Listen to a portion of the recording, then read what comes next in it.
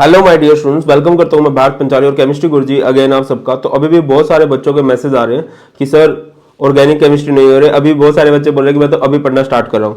तो इस वीडियो में हम लोग बात करने वाले हैं कि ऑर्गेनिक केमिस्ट्री को इन लास्ट 1.5 डेज कैसे कंप्लीट कर सकते हो या जस्ट 1.5 डेज में आप कैसे कंप्लीट कर सकते हो।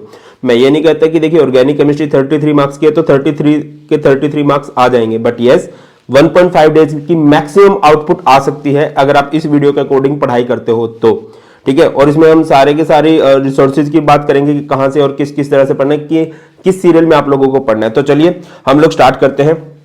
सबसे पहली बात, आप सबको पता है कि आपकी केमिस्ट्री का सिलेबस है solution, electrochemistry, chemical kinetics, D and F block elements, coordination compound. ये हमारी बुक 1 है जिसमें फिजिकल केमिस्ट्री और इनऑर्गेनिक केमिस्ट्री आ जाती है। बुक 2 जो है लगभग हाफ मार्क्स लेके आती है और ऑर्गेनिक केमिस्ट्री कहलाती है। Haloalkane, haloarene, alcohol, phenol ether, aldehyde ketones, amines and biomolecules. ठीक है, अब बात की तरफ चलते हैं। अच्छा, एक जरूरी बात कि बहुत सारे बच्चे मुझे बोलते हैं कि सर हमें तो लाइव मैराथन पढ़नी है आपसे। तो बेटा हमारा दूसरा चैनल है धैर्य एकेडमी के नाम से। कल ही मैंने फिजिकल केमिस्ट्री का लाइव वहां पर लिया था तो बहुत सारे बच्चों को मजा आया था। आज इनऑर्गेनिक केमिस्ट्री का लाइव हम लोग करेंगे और कल ऑर्गेनिक केमिस्ट्री का लाइव करेंगे। तो आपको श्योरली बहुत सारी वाइब्स आने वाली हैं। इसको सब्सक्राइब कर ले और सारे के सारे नोट्स आपको मिल जाएंगे टेलीग्राम चैनल जो कि भारत पंचाल सर के नाम से है।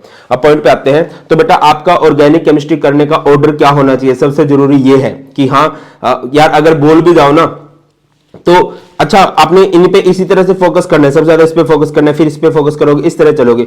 तो सबसे पहला चैप्टर आपका है बायोमोलिक्यूल। बायोमोलिक्यूल ऑर्गेनिक से लिंक चैप्टर नहीं है, ये पूरे का पूरा थ्योरी बेस्ड चैप्टर है और बहुत अच्छा रहेगा अगर आप इसे इनऑर्गेनिक केमिस्ट्री के बाद पढ़ते हो। That is DNF block elements, coordination compounds के साथ भी अगर इसको निपटा दोगे तो बहुत अच्छा रहेगा। इसके बाद ऑर्गेनिक का सबसे इजी चैप्टर बनता है अमाइंस। अमाइंस के बाद थोड़ा सा अच्छा चैप्टर है हैलोल्केन्स एंड हैलोरिन्स। नेक्स्ट है अल्कोहल, फेनोलीथर और इसके बाद हमारे पास आता है aldehyde ketones and carboxylic acid. ये सबसे लास्ट में पढ़ना है ना। और सबसे लास्ट में से भी इसमें से सिलेक्टेड पढ़ लेना, क्योंकि ज्यादा करने जाओगे तो पॉसिबल है कि आप ये भी भूल जाओगे। और ये उन बच्चों की बात है जो ऑर्गेनिक अभी तक पढ़ के नहीं बैठे हैं। जो पढ़ रहे हैं बेटा, जैसे पढ़ रहे हो पढ़ते रहो। एनसीईआरटी के सारे क्वेश्चन लगा लो, प्रीवियस सारे क्वेश्चन लगा लो, है ना। टाइम बच रहा है, सैंपल पेपर लगा लो। क्लियर है? अच्छा, एक बात मैं पीछे करना भूल गया बेटा, मैं अगेन फेवर करता हूं रिकॉर्डेड वीडियोस को, क्योंकि उसमें टाइम सेविंग है। 1.5x 2x की स्पीड आप देख सकते हो। बट यस कुछ बच्चों को लाइव देखना होता है उनकी बात है, बट स्टिल मैं रिकमेंड करूंगा रिकॉर्डेड ही देखो। आगे आ जाओ। व्हाट टू स्टडी, पढ़ना क्या है। एंड टाइम में बेटा जी आपको एक चैप्टर का ओवरव्यू हो जाना चाहिए। तो उसके लिए मैंने हर एक चैप्टर की 30 मिनट्स रिवीजन की वीडियो बना रखी है। लिंक मैं डिस्क्रिप्शन में सारे के सारे दे दूंगा जो भी मैं वीडियोस की बात कर रहा हूं। उसके साथ साथ 15 इंपॉर्टेंट एनसीईआरटी वीडियो देखो, इनको 2x में देख लेना। और इसके लिए क्या कर देना, इसके नोट्स है, ये शॉर्ट नोट्स की एक्सप्लेनेशन है और इसके लिए भी नोट्स मैंने आपको ऑलरेडी दे रखे हैं, सिर्फ आपको समझने पे फोकस करना है। तो अगर आप 15 मिनट की वीडियो को 2 बार देखोगे तो 15 मिनट ही लगेंगे। सर 15 मिनट की वीडियो को 2 बार देखेंगे 15 मिनट क्यों लगेंगे? इसको 2x पे देखना है। नोट्स साथ में नोट्स नहीं बनाने हैं, बस ऊपर वीडियोस देखना है, समझना है और पढ़ते रहना है। सेम इसके साथ इसमें भी शॉर्ट नोट्स हैं। तो यहां से चैप्टर को आपको बहुत कुछ आइडिया होने लगेगा, मेन बातें आपको पता चलने लगेंगी। और इसके बाद आप लोग क्या करोगे, chapter wise previous year question. ठीक है, यहां पर आपके मान के चलते हैं 8 से 10 घंटे लग गए, 12 घंटे भी लग गए। आप इसमें पूरा दिन लगा दो, 12 लगा दो, 15 घंटे लगा दो। यहां से बेटा मैक्सिमम आपका हो जाएगा जो 33 का है। अगर आप इसको बहुत अच्छे से कर लेते हो तो लगभग 20 मार्क्स आपके यहीं से बन जाएंगे। अब आ जाते हैं अगली बात पे।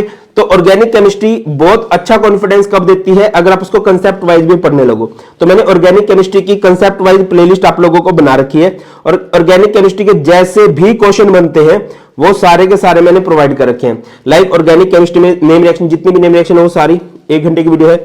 जितने भी प्रीवियस ईयर के कन्वर्जेंस है वो लगभग 30 मिनट्स की वीडियो है। Complete the reaction B, identify A B and C भी आपको देखो यहीं से हो जाएगा। Identify A B and C में भी आप देखोगे कि 2-3 टेस्ट होते हैं, 2-3 नेम रिएक्शन होती है जो कि बार बार पूछी जाती है। फिर रीजन असर्शन वाले क्वेश्चन होते हैं, सिलेक्टेड से क्वेश्चन होते हैं। उसके बाद टेस्ट टू डिस्टिंग्विश और 1-2 मैकेनिज्म, मतलब टोटल 6 मैकेनिज्म आप लोग करके जा सकते हो। न्यूक्लियोफिलिक सब्स्टिट्यूशन SN1 SN2 वाले और अल्कोहल फेनोलीथर वाले जो होते हैं, hydration of alkene, dehydration of alcohol to ether to alkene, वो वाले जो है इस तरह से आप लोग कर लोगे। पहला एक दिन इस पे फोकस करना है बहुत अच्छे से और फिर आप लोगों ने इस पे टाइम लगाना है। ये सबसे शॉर्टर वे है कि हाँ आप ऑर्गेनिक में अच्छा स्कोर कर सकते हो। अब आपको ये पता होना चाहिए कि किस चैप्टर में किस टॉपिक से क्वेश्चन बनते हैं। देखो बेटा, हैलोल्केन हैलोरिन में श्योरली क्वेश्चन बनता है nucleophilic substitution reaction, that is SN1 SN2। आपसे रिएक्टिविटी का ऑर्डर पूछा जाता है, पता होना चाहिए। SN1 में सबसे फास्ट होते हैं टर्सरी, देन सेकेंडरी, प्राइमरी, और SN2 में प्राइमरी, सेकेंडरी, टर्सरी ऑर्डर होता है। यहां पर क्या मैटर करता है, लेस स्टीरिक हिंड्रेंस। यहां पर क्या मैटर करता है, स्टेबिलिटी ऑफ कार्बोकेटाइन। इधर रेशमाइजेशन ऑफ कॉन्फ़िगरेशन होती है, इधर इन्वर्जन ऑफ कॉन्फ़िगरेशन होती है।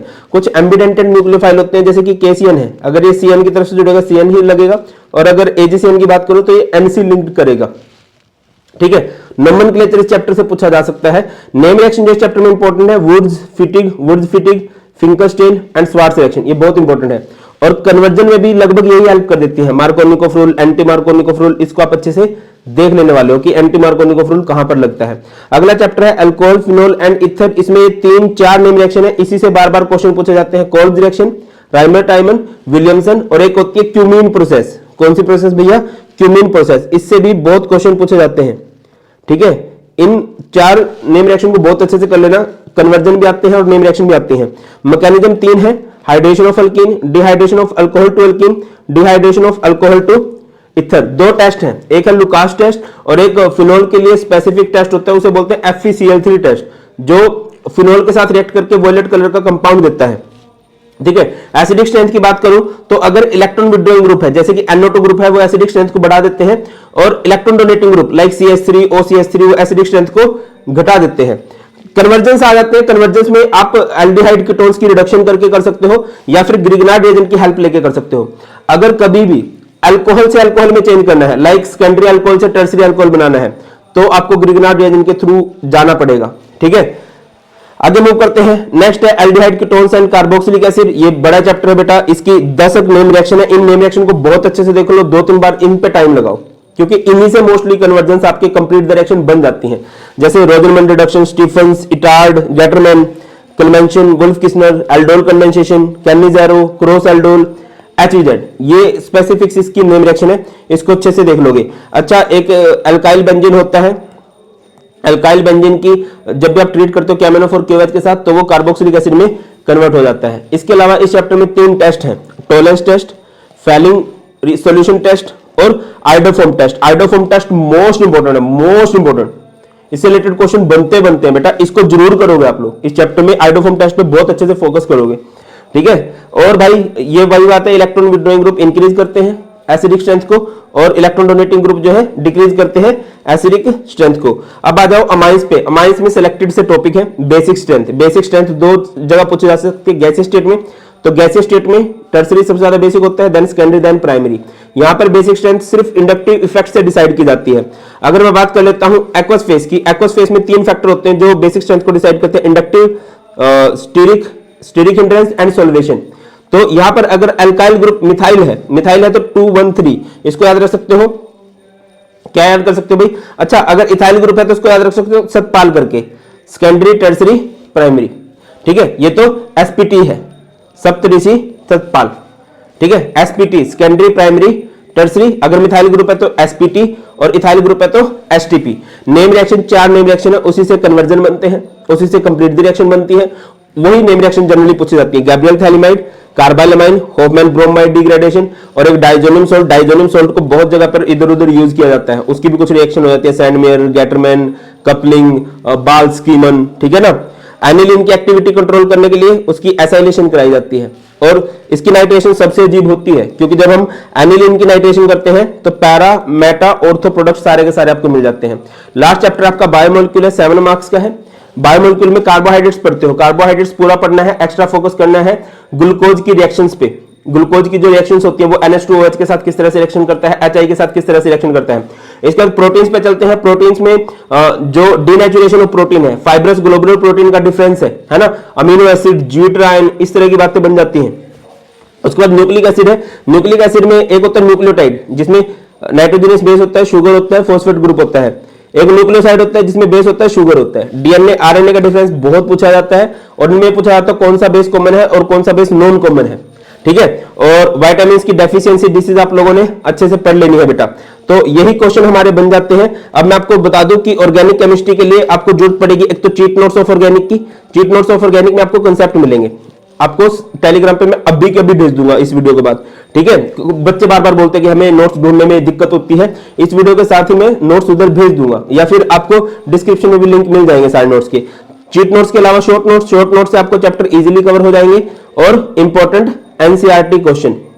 ठीक है, और बेटा अगर आपको कोई चैप्टर बिल्कुल भी नहीं आता, एक आधा चैप्टर वीक है, तो उसके लिए मैं रिकमेंड करूंगा आपको वन शॉट देखना चाहिए, ठीक है। बट क्योंकि अब लास्ट का टाइम है और ये बिल्कुल बेस्ट वे है, और बाकी डरने से नहीं होगा, करने से होगा, ठीक है। बस मैं ये बोलता हूं कि तुम अपना बेस्ट दे दो, रेस्ट तो हमारे हाथों में नहीं है, हमारे हाथों में है कि अपना बेस्ट करें, जो इतना भी कर सकते हैं, ठीक है। ऐसा हो कि यार क्वेश्चन पेपर में क्वेश्चन देखे हुए लगे आप लोगों को, और आप करके आओ। और पढ़ना सब कुछ है एक बार, बट एक्स्ट्रा फोकस ऑर्गेनिक के पहले चैप्टर पे, उस पे बाद वाले पे नेम रिएक्शन कर लेना और टेस्ट कर लेना अच्छे से। चलो दैट्स ऑल। कुछ भी डाउट है बताओ, जिस टॉपिक पे वीडियो बनानी है वो भी बताओ। जल्दी मिलते हैं। God bless you all, please take care. जय हिंद।